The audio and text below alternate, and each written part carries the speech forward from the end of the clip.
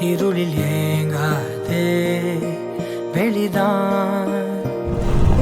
கதவை மூடாதே